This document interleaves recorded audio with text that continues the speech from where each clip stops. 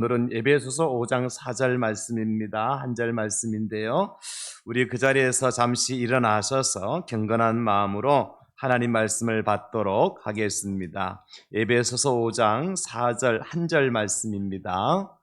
몸이 불편하신 분들은 앉은 상태로 말씀 받으실 수 있습니다. 그렇지 않은 분들은 자리에서 일어나셔서 하나님 말씀을 받는 시간이니까요. 우리 마음과 정성을 모아서 5장 4절 한 절 말씀 두 번 연달아서 함께 받도록 하겠습니다. 시작. 누추함과 어리석은 말이나 희롱의 말이 마땅치 아니하니 오히려 감사하는 말을 하라. 누추함과 어리석은 말이나 희롱의 말이 마땅치 아니하니 오히려 감사하는 말을 하라. 아멘. 자리에 앉으시겠습니다. 저는 오늘 본문 말씀 중심으로 해서 오히려 감사하는 말을 하라 하십니다. 이런 제목으로 함께 말씀의 은혜를 나누려고 합니다. 11월 달에 감사 또 감사합니다. 이런 주제로 우리가 말씀을 함께 묵상을 하고 있는데요. 제가 말씀을 준비하면서 여러 가지 자료들을 살피고 또 수집하고 연구하는 가운데 공통적인 이런 이제 감사에 대한 말들을 찾게 되었습니다. 감사에 대한 글이나 책을 읽으면서 많은 부분들이 중복돼서 나오는 말이 뭐냐면 감사 릴레이 혹은 감사 챌린지 또는 감사 부메랑이라는 말들이 반복해서 나오는 것을 볼 수가 있었습니다.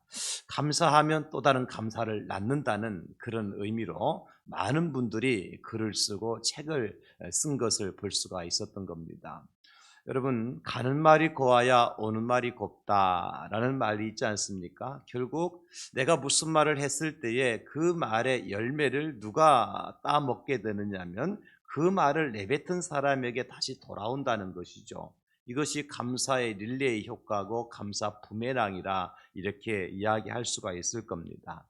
현대인들은 이제 채소를 하나 사더라도 아무거나 사지 않고 과일을 하나 사더라도 아무 과일을 사지 않죠. 가능하면 유기농 채소 이런 걸 잘 찾습니다.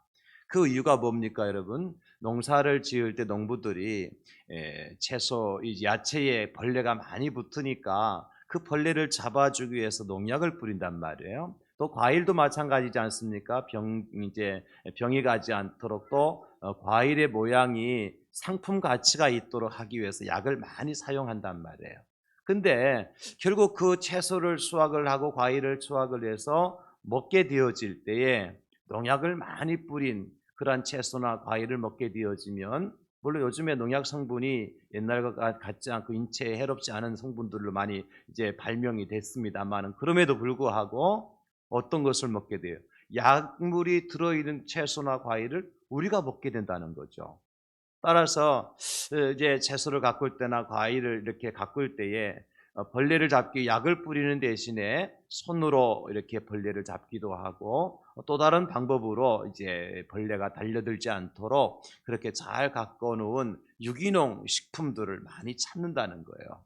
그래서 많은 사람들이 이제 비싸지만 유기농을 찾는 이유가 뭐예요? 그것에는 약물이 중독되지 않아서 우리 인체에 해롭지 않은 음식을, 양질의 음식을 섭취할 수 있기 때문에 유기농 채소, 야채를 많이 찾는 것입니다.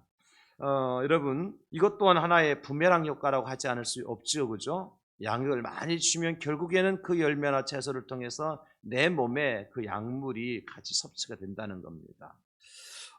특별히 사람의 마음에 담고 있는 생각이나 이미지를 가장 먼저 표현하는 도구가 있다고 할 것 같은 것은 말이라고 할 수 있습니다. 말도 역시 부메랑 효과가 있는 것입니다. 왜냐하면 그 말한 그대로 말의 입술의 열매를 우리는 먹고 살아갈 수 없기 때문입니다. 그래서 이 말이 중요하거든요. 그런데 여러분, 그래서 그 사람이 하는 말투나 아니면 그 말의 내용을 잘 들어보면 대충 그 사람이 어떤 사람인지, 어떤 인격을 가지고 있는 사람인지를 대충 우리가 이해할 수 있지 않습니까? 경상도 사람이 서울 가서 말끝을 올린다 그래서 서울 사람 되는 거 아니지 않습니까? 금방 들킵니다. 예. 그리고 또 한국 사람이 미국 가서 아무리 햄버거를 많이 먹는다 하더라도, 스테이크를 이제 많이 먹는다 하더라도 미국 사람 되는 건 아니잖아요. 가면 한국 사람인 거 분명히 들통이 납니다.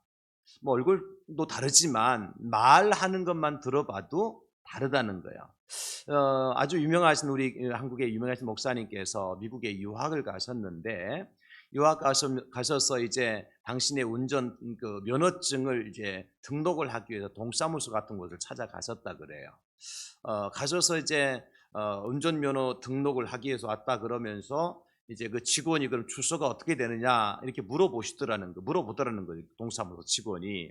그래서 이 목사님께서 그래도 한국에서 유학 간 엘리트인데 좀 이렇게 영어를 좀 사용을 잘해야 되겠다 생각이 먼저 들었겠죠. 그래서 그분이 사셨던 곳이 어디냐면 그 지역 이름이 센터빌이라는 곳에 사셨어요. 센터빌이라는 곳에. 그래서 좀 이 목사님이 좀 버터를 발라가지고 어디서 왔냐, 어느 주소가 어떻게 되냐, 그래서 목사님께서 세너빌 그랬었대요. 세너빌. 그러니까 그 직원이 what? 그러니까 세너빌, what? 세너빌. 도무지 못 알아듣다는 거예요. 얼굴이 빨개져가면서. 그래서 다시 묻는 그 말에 이 목사님께서요, 이건 안 되겠다 싶어서 센터빌 그랬대요. 그랬더니 그 직원이 얼굴이 확 피면서 오 세너빌 그러더라는 거죠. 예. 알아듣는 사람 알아듣네. 또 웃는 분이 몇 분 계시네. 2부에 했더는 1부에 했더는 저도 웃지도 않더라고요. 그게 뭐지? 목사님이 센터빌 그러니까 오 세너빌 그러더라는 거예요. 그 직원이. 그래서 그 목사님이 이상하다. 내가 말한 세너빌하고 그분이 말한 세너빌이 어떻게 다른가? 다르다는 거예요.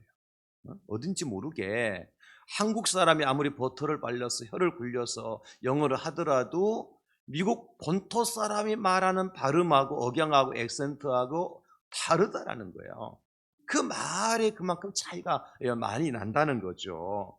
그래서 이 말이라는 것은 그렇게 세미한 차이를 두고도 엄청난 다른 결과를 가져온다 하는 것을 우리가 알 수가 있는 것입니다. 그래서 말의 중요성을 강조하는 이 교훈들이 너무 많지 않습니까?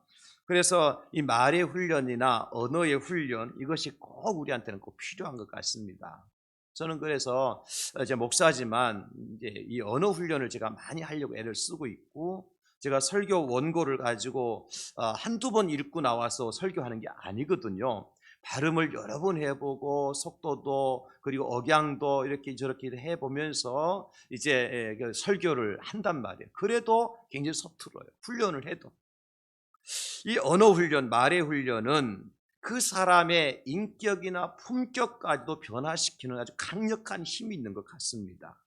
연구 실험 결과를 통해서 이것을 우리가 알 수가 있는데요. 미국에서 어떤 연구를 했느냐면 미국의 한 연구팀이에요. 청소년 센터를 대상으로 해서 실험을 하게 되어지는데 아주 불우한 환경에 놓인 청소년들에게 자원봉사자로 일하게 하는 연구 프로그램이었습니다. 그래서 그 불우한 환경에 있던 청소년들을 일주일에 한 번 그 이제 연구센터에 와서 자원봉사를 하도록 그렇게 이제 프로그램을 진행했는데 이 청소년 센터를 방문하는 사람에게 한 대표를 뽑아가지고 그 방문하는 불우한 청소년들에게 감사 인사 메시지가 담겨져 있는 메모지를 그들에게 전달을 해요. 찾아와 주셔서 고맙다고, 이 센터에 봉사해 주셔서 감사하다고, 이런 감사 메시지 멘트가 담긴 메모지를 그들에게 전달했더니 어떤 효과가 나타났느냐 하면은 그 다음 주에 오늘 왔던 사람의 80% 이상이 또 다시 온 거예요. 불우한 청소년들이 센터에서 봉사활동한다는 게 쉽지 않거든요. 근데 이 감사의 메시지를 받고 그 다음 주에 찾아온 사람들이 80% 이상이 되더라는 거죠. 그렇게 하다가 한 번은 이 감사 멘트가 없는 메시지를 주지 않으니까 그 다음 주에 어떤 일이 나타나냐면 50% 이하로 출석률이 떨어지더라는 거예요. 그래서 안 되겠다 싶어 다시 감사 멘트가 담긴 메시지를 주니까 그 다음에 또 80% 이상 올라가더라는 거죠. 이 일이 반복되더라는 거예요. 감사의 인사가 담긴 메모지를 받았을 때는 80% 이상으로 출석률이 올라가고 그렇지 않을 때는 50% 이하로 떨어지더라는 거죠. 이 감사 인사를 받은 사람이 이 감사의 마음을 전달받은 뒤에 그것을 보답하기 위해서 더욱더 노력하고 있구나 하는 결과를 얻게 된 거죠. 식당에서도 이렇게 또 한번 실험을 해보았어요. 어떤 실험을 했느냐면 식당 종업원이 식사를 한 고객에게 이제 계산서를 주게 되어지는데 감사 멘트가 담긴 계산서를 주었을 때 하고 그냥 계산서, 당신이 얼마 먹었으니까 얼마 내라고 하는 계산서만 주었을 때하고 비교를 해본 거죠. 근데 감사 멘트가 들어있는 계산서를 받은 사람이 그 종업원에게 11% 이상의 이제 팁, 그걸 더 주더라는 거죠. 감사 멘트가 없는 계산서를 갖다 건네준 종업원이 받은 이제 팁이 $10라면 감사 멘트와 계산서를 함께 준 종업원이 받는 팁은 $11 이상이 되더라는 거예요.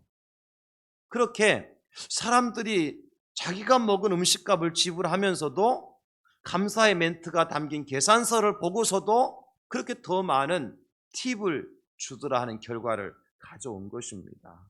이것이 이 감사에 대한 그러한 실험의 결과죠. 여러분, 그렇다고 할 것 같으면 우리가 누군가에게 진심으로 감사의 말을 건넸을 때에, 감사의 뜻을 전했을 때에 그 감사에 대한 대가가 누구한테 돌아옵니까? 본인에게 돌아온다는 거예요. 이것이 감사 부메랑의 효과입니다. 감사 부메랑. 그런데 이 아이젠 교수라는 분이 아주 재밌는 말씀을 하셔서 제가 이렇게 좀 적어왔는데요. 이 감사에 관련해서 아이젠 교수님께서 이런 말씀을 하셨더라고요. 한번 들어보십시오. 항상 웃는 사람, 행복해 보이는 사람, 감사할 줄 아는 사람을 어수룩하게 인식하는 경향이 있습니다. 비난하기 좋아하고 남을 무시하는 성향을 가진 사람들이 주로 그렇게 생각하지요. 그건 오산입니다. 감사할 줄 아는 사람들은 성공을 어떻게 불러들이는지를 아는 사람들입니다. 그래서 비난하기 좋아하는 사람들이 그토록 미워하는지도 모릅니다. 이런 메시지를 남겼더라고요. 여러분 어떻습니까? 참 비난하기 좋아하고 남을 무시하는 성향을 가진 사람은 감사하는 사람을 어떻게 해요? 어수룩하게 여기고 비웃는다는 거예요.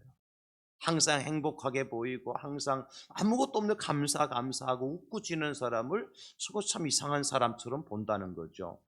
그런데 사실은 감사할 줄 아는 사람은 성공을 어떻게 불러들이는지를 아는 사람들이 감사할 줄 아는 사람이다. 그렇게 아이젠 교수가 말씀을 하신 겁니다.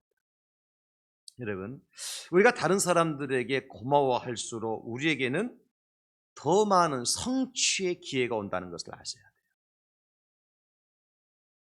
내가 감사하면서 계산서 주었을 때에 나에게 팁이 단 11% 이상 더 많은 팁이 온다니까요. 이게 성취의 기회 아닙니까, 여러분? 그죠?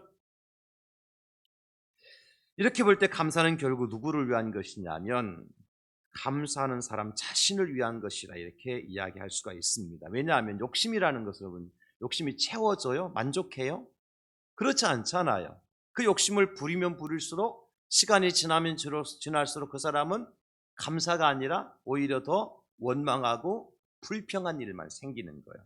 그래서 결국에는 불행한 열매를 거두는 거죠. 그러나 반대로 감사할 줄 아는 사람은 어떻습니까? 감사해보니까 뭔가 결과가 좋아. 그래서 또 감사하니까 감사가 릴레이가 이루어지고 감사 챌린지가 이루어지고 감사 부메랑 효과가 있어서 날마다 조그만 작은 것에도 감사하는 생각이 들어요. 그래서 생각이 든 대로 감사를 표현하고 감사를 하게 되어지면 결국 내가 어떤 사람이 되어집니까? 행복한 사람이 됩니다. 사랑하는 성도 여러분, 우리는 어떤 세상의 실력이나 경력이나 그리고 기술 또한 소유의 넉넉함 때문에 행복하게 되는 게 아닙니다. 그저 말 한마디만 잘해도 행복한 사람이 될 수가 있다고 하는 사실이에요. 그럼 나는 어떤 사람이 나는 행복합니다 이런 고백을 하며 살아갈 수 있느냐, 그 비결을 오늘 제가 함께 나누려고 하는 거죠. 오늘 설교 제목을 보십시오. 다시 한번, 오히려 감사하는 말을 하라 하십니다. 이 감사하는 말을 하라는 말씀 앞에 뭐가 붙어 있어요?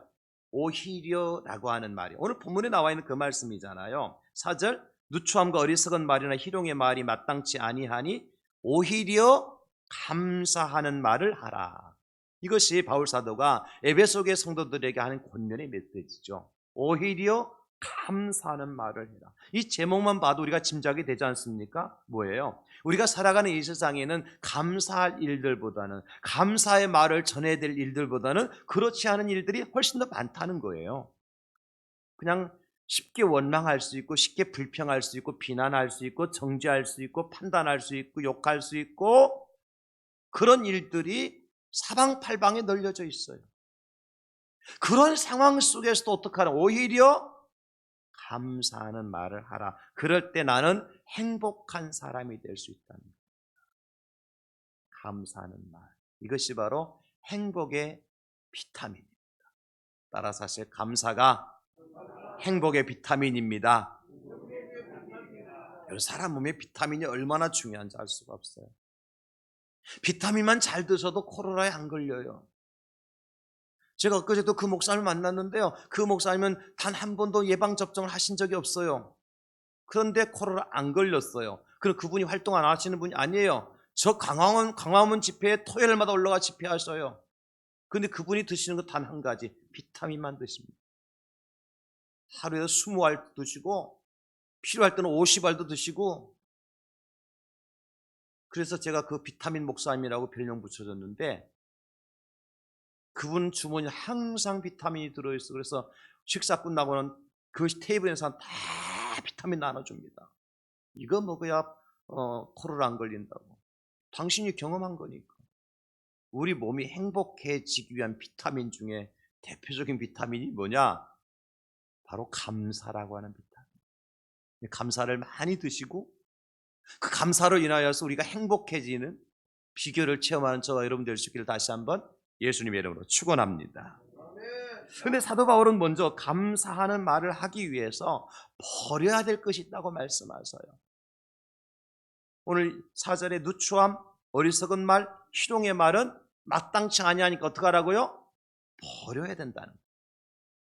우리가 감사하는 말을 하기 전에 먼저 버려야 될 말들이 있어요. 왜냐하면 이런 것들이 오히려 우리 몸에 익숙해져 있고 몸에 배어 있고 친구처럼 우리와 함께 달라붙어 있고 이것이 진짜인 것처럼 우리를 유혹하는 말들이에요. 이것이 더 익숙한 말이 감사보다는 어떤 말이 많아요? 우리에게는 본문에 나와 있는 누추한 말이나 어리석은 말, 희롱의 말이 더 많단 말이에요. 더 많이 한다고요. 목사님 저는 아닌데요. 저는 감사만 하는데요. 여러분 사람 앞에서 그렇게 한다 할지라도 여러분 혼자 계실 때에 감사가 많습니까? 아니면 그냥 내 인생은 왜 이래? 나는 왜 이 팔자 타고 났어? 그러면서 원망하고 비난하고 자신을 정죄하고 판단하고 세상을 원망하고 그런 말을 더 많이 합니까? 눈만 뜨면 우리가 하는 말이 감사보다도 여기 나오는 그러한 버려야 될 말들, 누추한 말, 어리석은 말, 희롱의 말이 더 많은 거예요. 우리 몸에 그게 배어 있어요 이미. 이거 빼내야 됩니다. 이거 뽑아내야 됩니다. 이거 벗어 던져야 됩니다. 그리고 난 다음에 감사의 말을 하라는 거예요. 그 우리가 벗어 던져야 될, 우리가 버려야 될 그러한 세 가지의 말, 누추한 말. 누추한 말은 뭐냐면 기준 미달의 말이에요. 함량 미달, 저속한 말이죠. 이 말씀을 골로새서 3장 8절에서는 부끄러운 말이라고 표현하고 있거든요. 이제는 너희가 이 모든 것을 벗어버리라. 곧 둔함과 노여움과 악의와 비방과 너의 입에 부끄러운 말이라. 하나님께서 우리 입술을 주실 때는 찬양하고 감사라고 주셨는데 오히려 입술을 통해서 비난하고 비방하고 입술의 함량에 미달되는 그런 말을 많이 한단 말이죠. 그러니까 우리들의 흔한 모습 아닙니까, 여러분? 그래서 목사는 목사다운 말을 해야 목사입니다. 국회의원은 국회의원다운 말을 해야 국회의원입니다. 여러분 그렇지 않습니까? 목사들도요, 제가 목사지만 참 목사들끼리 모여서 혹은 뭐 어떤 모임에 가서 말하는 것을 보면 저 사람이 목사가 맞나? 신학계 나온 게 맞나? 성경 공부한 목사가 맞나? 설교하는 목사가 맞나 할 정도로 말이 굉장히 저속하기도 하고 함량 미달의 말을 하시는 분 계세요. 다 그런 거 아닙니다, 여러분. 또 그렇다 목사들은 다 그렇다고 생각하시면 안 되고. 특별히 운동 경기를 할 때 보면 본색이 드러나요. 족구를 한다든지 축구를 할 때 목사님들끼리 게임하고 목사 장로님들이 함께 모여서 게임하잖아요. 그러면 그 성깔이 드러나요. 그러면 10원짜리가 막 튀어나온다니까요. 목사님 입에서, 장로님 입에서. 그거는 함량 미달의 언어죠. 이것이 바로 어떤 누추한 말. 이거 버려야 돼요. 목사는 족구할 때도 목사여야 됩니다. 목사는 예비건복을 입혀놔도 목사이어야 됩니다. 국회의원은 야당일 때도 국회의원이 되고 여당일 때도 국회의원이 됩니다. 여당 때 다르고 왜 야당 때 다릅니까? 말이 다르면 안 되죠. 함량 미달이라니까요. 그 누추한 말이에요. 사람들 앞에서 격에 맞지 않는 말, 다른 사람을 모욕하기 위해서 서슴지 않고 하는 말, 결국은 그 사람의 인격을 말하는 거예요. 그거는 사람들이 그러거든요. 많은 사람 모여서 막 웃기기 위해서 막 저속한 말을 하고 막 그런 그 유머를 쓰면서 얘기하는데 쉽게 말하면 우리가 세상 말로 허리하학적인 얘기를 많이 하는 분들 계세요. 제가 강대상이니까 이렇게 아주 유명한 말, 허리하학적인 말 이런 말 하잖아요. 그러면 사람 박수 막 좋다고 웃고 난리칩니다. 돌아서서는 어떻게 뭐라고 얘기하는지 압니까? 저 인간 보니까 인간이 그 정도밖에 안 되네. 그렇게 한다고요. 앞에서는 박수치고 웃지만은 그 사람의 인격을 알 수 있다니까요. 다윗이 하나님의 교회가 다윗성으로 들어올 때 얼마나 기뻤습니까? 춤을 추면 난리를 피웠습니다. 당신의 바짓가랭이가 내려가는 줄 모르고 춤을 췄단 말이에요. 그 광경을 누가 봤어요? 다윗의 아내인 사울의 딸 미갈이 봤다고요. 그러면서 그 미갈의 태도가 어떻게 바뀝니까? 사무엘하 6장 16절 보면 다윗의 여호와의 교회가 다윗성으로 들어올 때에 사울의 딸 미갈이 창으로 내다보다가 다윗 왕이 여호와 앞에서 뛰놀며 춤추는 것을 보고 심중에 그를 업신여기니라. 왕을 업신여겨, 자기 남편을 업신여겨요. 그래서 어떻게 합니까? 사무엘하 6장 20절에 보면 다윗이 자기의 가족에게 축복하러 돌아오매 사울의 딸 미갈이 나와서 다윗을 맞으며 이르되 이스라엘 왕이 오늘 어떻게 영화로우신지. 왕이 진짜 영화로워서 영화롭다고 얘기하는 게 아닙니다. 그 다음 보십시오. 방탕한 자가 염치 없이 자기의 몸을 드러내는 것처럼 오늘 그의 신복의 계집종의 눈앞에서 몸을 드러내서도다 하니. 왕의 채통이 그게 뭡니까 도대체? 당신이 하는 행동이 그게 뭡니까? 라고 왕을 나무라고 왕을 멸시하고 왕의 인격을 깎아내린 거예요. 이것이 바로 누추한 말입니다. 여러분, 왕의 아내는 왕후 왕비 아닙니까? 그러면 적어도 다른 사람이 그렇게 하더라도 왕비는 왕을 높여줘야죠. 왕의 인격을 높여줘야 되지 않겠습니까? 여러분 그렇잖아요. 다른 사람 멸시하더라도 근데 오히려 자기가 앞장서서 말입니다. 물론 자기 남편이기 때문에 허물이 있기 때문에 고쳐지고 싶어 그런 말 했을지 모르겠습니다. 근데 그 말 한다고 고쳐집니까? 여러분 남편들만 한번 대답해 보십시오. 아내들이 싫은 소리 내가 잘못했을 때 내가 분명히 잘못한 거 맞아요. 내가 잘못했을 때 아내들이 그 잘못을 고쳐주기 위해 싫은 소리 했을 때 내가 잘못이 고쳐집니까 안 고쳐집니까? 남편들 얘기해 보세요. 얘기해야 아내들이 곧 말을 잘한단 말이에요. 고쳐줘요 안 고쳐줘요? 안 고쳐집니다. 아내도 마찬가지죠. 남편이 아내를 멸시하고 무시하고 깔보고 물론 아내 잘하라고 열심히 하라고 하는 말이지만 그 말 듣고 아내가 인격적으로 변화가 됩니까? 그렇지 않지 않습니까 여러분? 누추한 말 이것 가지고 안 변합니다.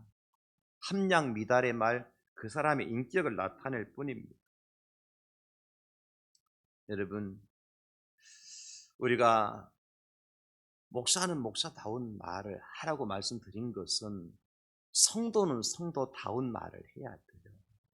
우리 그리스도인은 그리스도인다운 이야기를 해야 됩니다. 아무리 관광버스 타고 여행을 가더라도 다른 사람 막걸리 먹고 흔들더라도 팔팔춤을 추더라도 우리 믿는 그리스도인들이는 뭐 같이 춤을 추면서도요, 말은 조심하세요. 누추한 말은 버려야 된다. 두 번째 버려야 될 말은 뭐냐면 어리석은 말도 버려야 됩니다. 어리석은 말은 지혜롭지 못한 말, 다른 말로 표현하면 경우에 합당하지 않는 말입니다. 말을 그 해야 될 장소가 있고 해서는 안 될 장소가 있죠, 여러분. 그죠? 이스라엘 백성들이 광야에서 먹을 것이 없을 때 하나님께서 그들에게 만나를 내려주십니다. 그 만나를 먹은 이스라엘 백성들은 뭐라고 고백하는지 보십시오. 민수기 11장 5절 6절입니다. 우리가 애굽에 있을 때에는 값없이 생선과 오이와 참외와 부추와 파와 마늘들을 먹은 것이 생각나거늘 이제 우리는 기력이 다하여 이 만나 외에는 보이는 것이 아무것도 없도다 하니. 여러분, 이건 지금 광야에서 이스라엘 백성 할 말입니까? 지금 이들이 얼마나 호사를 누리고 있습니까? 광야에서 이들이 길쌈을 했습니까? 농사를 지었습니까? 그렇지 않음에도 불구하고 하나님께 하늘에서 만나를 내려주셨잖아요. 이게 웬 은혜입니까? 웬 사랑입니까? 라고 고백하고 하나님의 은혜를 우리가 무엇으로 보답해야 되겠습니까? 라고 얘기해도 부족할 판에 그들 뭐라고 얘기해요? 애굽에 있을 때는 우리가 먹고 싶은 거 만큼 먹었는데 여기서는 고작 만나 하나밖에 안 주니 이게 무슨 일이냐고 불평하고 원망하고 있단 말이에요. 이것이 바로 경우에 합당치 않은 말이에요. 이것이 바로 어리석은 말이죠. 만약에 자기들이 먹고 싶은 또 다른 것이 있었으면 어떻게 하면 될까요, 여러분? 여러분 같은 뭐라고 했겠어? 하나님 너무너무 감사합니다. 하나님께서 마른 땅에 만나를 내려주셔서 우리가 일용할 양식을 가지고 먹고 살게 해주시니 감사합니다. 하나님은 전능하신 하나님이십니다. 온 우주 만물이 다 하나님의 것입니다. 하나님께 능치 못하심이 없으십니다. 하나님 구하는 그 자에게 좋은 것 주시는 분이십니다. 그래서 우리가 만나 외에 혹시나 하나님께서 우리에게 더 주실 것이 있으면 내려주시면 좋겠나이다. 그러면 하나님께 뭐라고 그러시겠어요? 욕심 많은 놈들 하고 하나 안 주시겠습니까? 하나님 만나밖에 없는 분 아니잖아요. 만나 외에도 모든 걸 가지고 계신 분이시잖아요. 주시는 거죠. 말 한마디에 천냥빚을 갚는다 그러는데 여러분 그렇지 않습니까? 그럼 이들이 불평하고 원망하니까 하나님 이들을 심판하실 수밖에 없는 겁니다. 여러분 어리석은 말 버려야 됩니다. 우리가 경우에 합당치 않은 말을 할 때가 있습니다. 회의할 때도 보면 그 회의의 주제에 맞지 않는 말을 해서 그냥 회의를 질질 끌게 만들고 지루하게 만드는 분들 계세요. 제가 회의를 많이 참석하잖아요. 여기저기에 지금 제가 노예에서 맡은 임원 직무만 4가지, 제가 서기만 4가지만 서기만 4개. 네 부서에 서기를 하고 서기를. 아주 그냥 막 그냥 이 서기 진절미납니다. 그러다 보니까 서기는 뭐 하는 사람이에요? 회의 내용을 기록을 해야 되잖아요. 그럼 회의가 간단명료할수록 서기는 신이 나거든요. 그런데 어떤 분들은 주지도 안 되는 말도 안 되는 막 끄집어내가지고 거기에 꼬리에 꼬리를 물고 회의가 30분 새 끝날 거가 3시간도 안 끝나고 말이죠. 그러면 막 서기는 막 땀이 짐땀이 나는 겁니다. 경우에 합당한 말, 아름다운 말, 그걸 위해서 우리는 어리석은 말은 버려야 된다. 세 번째로 버려야 될 말은 희롱의 말입니다. 누군가를 업신여기는 말이죠. 멸시하는 말입니다. 까내리는 말이에요. 다윗이 골리앗 앞으로 나갈 때 왜 화가 나서 나간 줄 아세요? 골리앗이 말이죠. 자기가 거인이고 힘 육축장수니까요. 그 이스라엘을 멸시하고 막 모욕을 줘요. 다윗이 견디지 못한 그 소년 다윗이 나가는 것 아닙니까? 다윗이 나갈 때에 이렇게 말하고 나갑니다. 사무엘상 17장 45절인데요. 다윗이 블레셋 사람에게 이르되, 블레셋 사람은 골리앗을 얘기합니다. 골리앗에게 이르되 너는 칼과 창과 단창으로 내게 나오거니와 나는 만군의 여호와의 이름 곧 네가 모욕하는 이스라엘 군대의 하나님의 이름으로 내게 나아가노라. 이스라엘 군대를 모욕하는 것은 누구를 모욕한 거요? 하나님을 모욕한 거다. 저는 이 말씀을 묵상하면서 참 우리가 말 조심해야 될 이유가 있습니다. 우리 형제들에게 우리가 말 함부로 하는 거 조심하세요. 우리 형제는 다 하나님의 형상으로 지음받은 믿음의 형제와 자매들 아닙니까? 비록 가난하다 할지라도, 어린 학생들이라 할지라도, 배우지 못한 분이라 할지라도, 그죠? 연세 드신 어르신이나 허리가 구부러진 어르신이라 할지라도 함부로 말해서는 안 됩니다. 왜? 다 하나님의 형상으로 지음받은 하나님의 사람들이, 귀한 존재들이에요. 그들을 무시하고 멸시하고 오늘 희롱의 말을 하는 것은 그 누구를 희롱하는 거예요? 하나님을 희롱하는 거다. 꼭 기억하시기 바랍니다. 여러분들이 자녀들에게 말할 때도 이 자녀가 하나님의 형상으로 지음받은 자녀라고 할 것 같으면 그 자녀를 보러 내 새끼, 내 소유로 생각하시면 오산입니다. 하나님께서 선물로 주신 하나님의 형상입니다. 그렇기 때문에 그 자녀들을 향해서 말 조심하셔야 돼요. 옛날 우리 어르신들은 그냥 말을 함부로 하셨잖아요. 우리 충청도 말로 막 육실할 놈, 뭐 경상도 말로 하면 썩어 문지러질 놈, 뭐 그래가면서.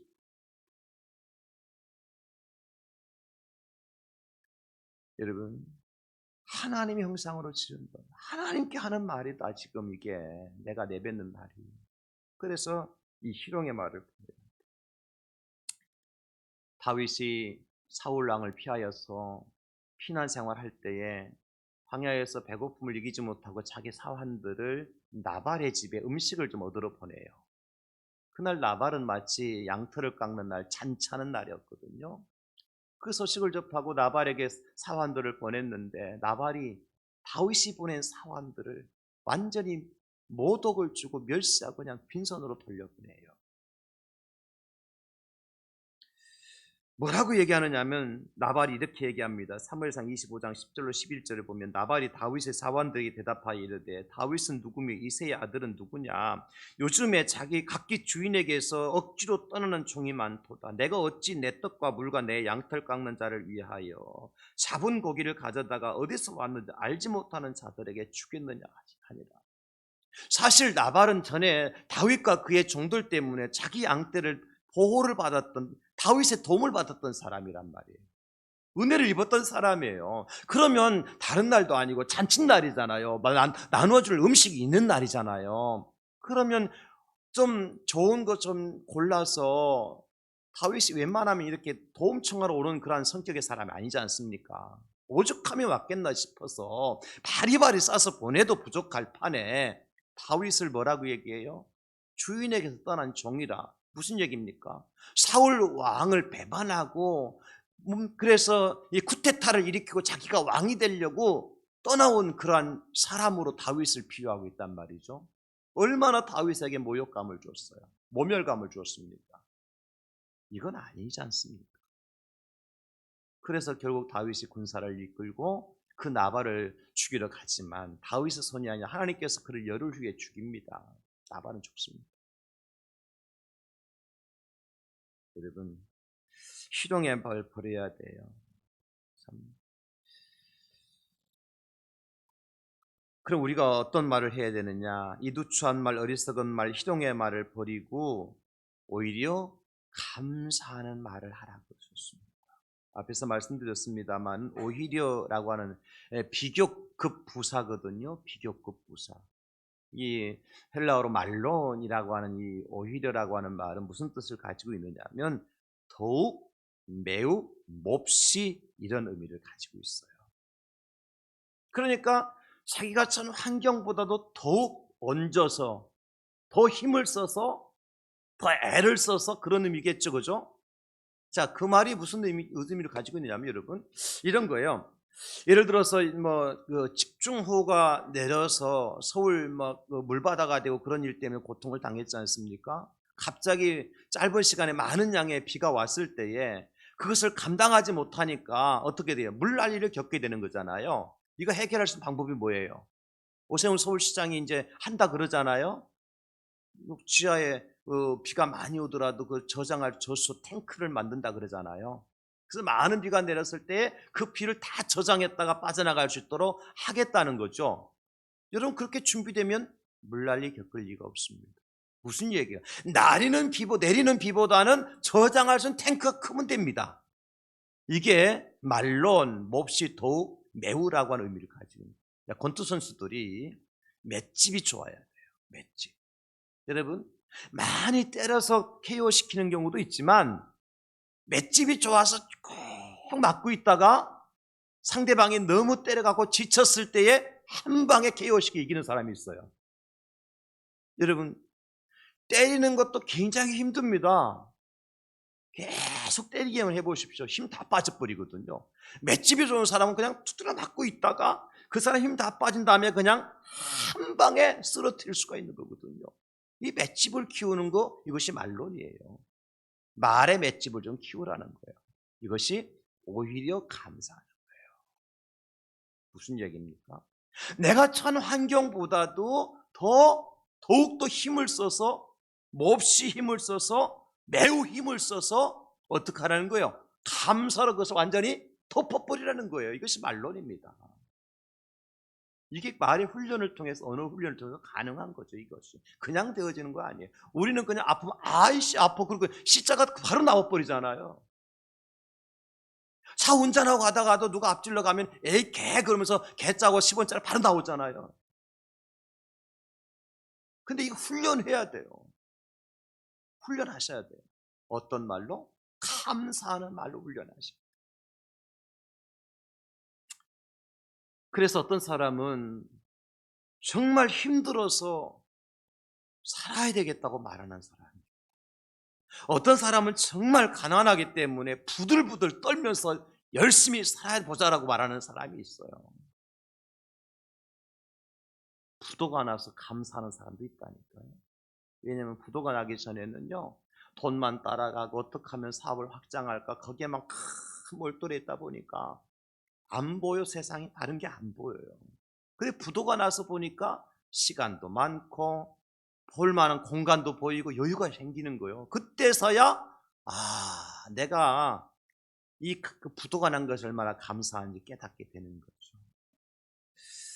지난 주간에 우리가 이제 지난 목요일 밤이었죠. 강사로 이렇게 다니엘 기도회 강사로 이제 세우신 분이 그 한정원 선생님이라고 용인의 기흥고등학교 체육 선생님인데, 그 선생님이 아주 늦지막게 30살이 넘어서 힘들게 교사 임용고시 합격을 했잖아요.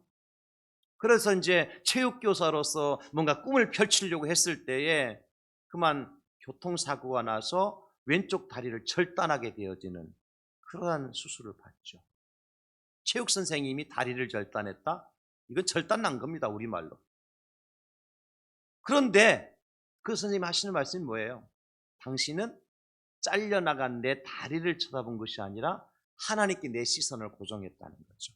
그래서 감사해서 그분이, 제가 볼 때는 그냥 다 두 다리가 온전하고 체육 선생님만 하셨으면은 그냥 그 고등학교에서 훌륭한 체육 선생님이었을지 모르겠습니다만은, 그러나 다리가 절단된 다음에 장애인 올림픽 체육대회 다 나가서 뭐 배구, 골프, 뭐 탁구 완전히 휩쓸어 버렸잖아요. 다 금메달 다 땄잖아요. 세계대회 나가서.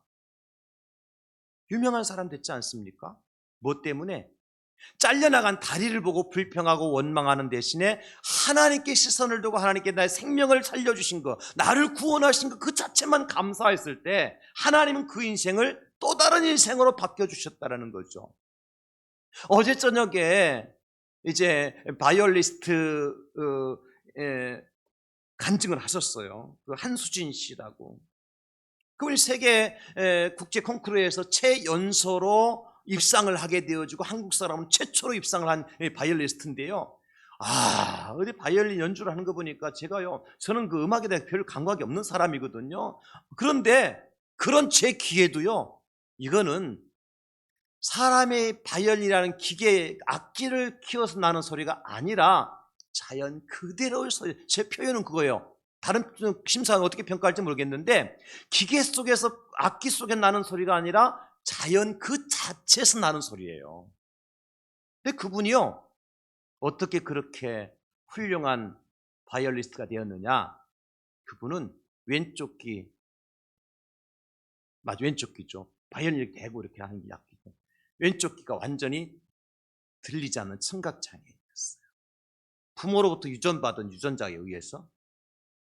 근데 그분이 하시는 말씀이 한쪽 귀가 안 들리니까 다른 사람들은 양쪽 귀로 들으니까 스테레오로 듣잖아요. 알죠? 자기는 모노로 듣는다는 한쪽 귀로만. 그러니까 음이 들어올 때 그 음 자체를 잘 들을 수 있고 그것을 음색을 잘 구별할 수 있고 그래서 자기만의 소리를 낼 수 있는 기능이 생겼다는 거예요. 양쪽 귀 가지고는 할 수 없는 한쪽 귀만 가지고. 여러분 그게 가능합니까? 우리가 그런 생각하에 우리 같으면?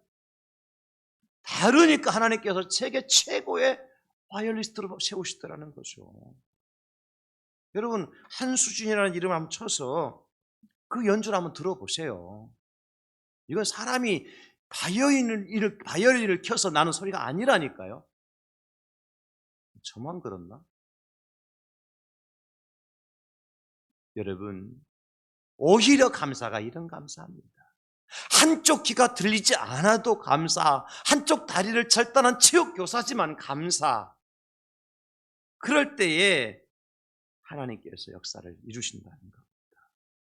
여러분 오히려 감사가 저는 범사 감사라고 생각을 해요. 그렇지 않습니까? 범사에 감사하라. 이것이 바로 오히려 감사와 상통하는 겁니다. 범사에 감사하라. 오히려 감사하라. 그럴 때 새로운 길로 나갈 수 있습니다. 우리 예수님께서요. 베세다 들녘에 5천 명이 배고파갖고 꼬르륵꼬르륵 소리 나는데 제자들에게 뭐 좀 먹을 것 좀 가져와 봐라. 그러니까 가져온 게 뭐예요? 고작 도시락 하나 가져왔어요. 아니 그거 말고 좀 어디 가서 트럭 가지고 와서 트럭에 좀 싣고 와야 이 사람들 배부르기는 못 먹더라도 욕이라도 할까 아이가. 그럼 예수님께서 다시 보내지 않습니다.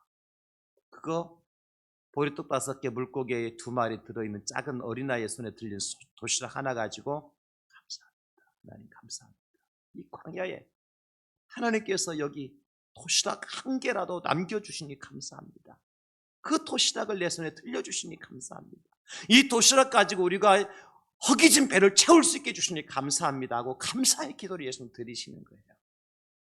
그것 가지고 뭐 안에 쓸 수 있느냐고 말하는 제자들 앞에서 말입니다. 5천 명이 넘는 많은 사람들이 눈 말똥말똥 뜨고 도대체 저것 가지고 뭐 할 건가라고 의심하는 눈치를 쳐다보고 있는 그 상황 속에서 예수님은 오히려 감사하셨어요. 오병이의 기적이 나타났습니다. 나사로가 죽었습니다. 죽은 지 나흘 지났습니다. 썩은 냄새가 진동합니다. 마르다가 말하잖아요. 예수님께서 조금만 일찍 오셨더라도 우리 오라버니가 이렇게 되지 않았을 텐데 원망하고 있습니다. 큰 돌이 그 죽은 나사로의 무덤을 가로막고 있습니다. 여러분 뭐가 감사할 일이 있습니까? 그런데 예수님은 오히려 그 현장에서 감사합니다.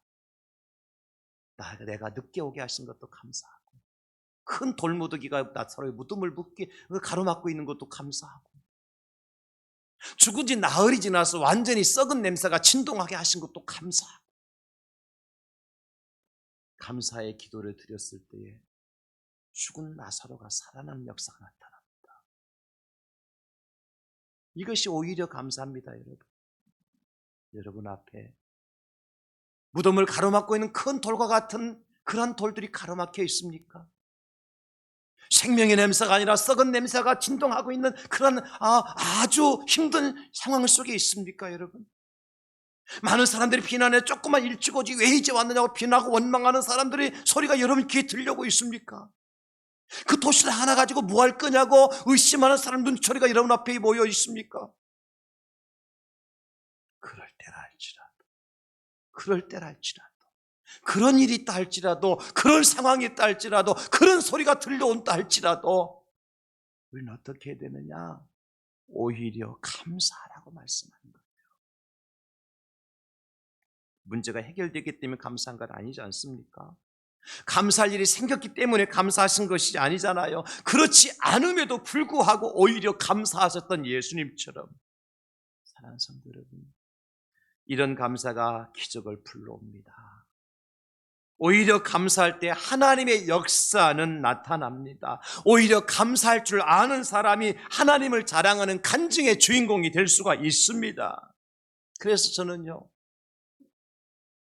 오히려 감사는 문제를 넘어서 하나님의 응답을 확신하는 자가 할 수 있는 신앙의 고백이라고 저는 말하고 싶어요. 그 문제에 집중하는 것이 아니라 그 문제를 넘어서 역사하신 하나님께 집중하는 자가 할 수 있는 고백이 뭐예요? 감사라는 거예요.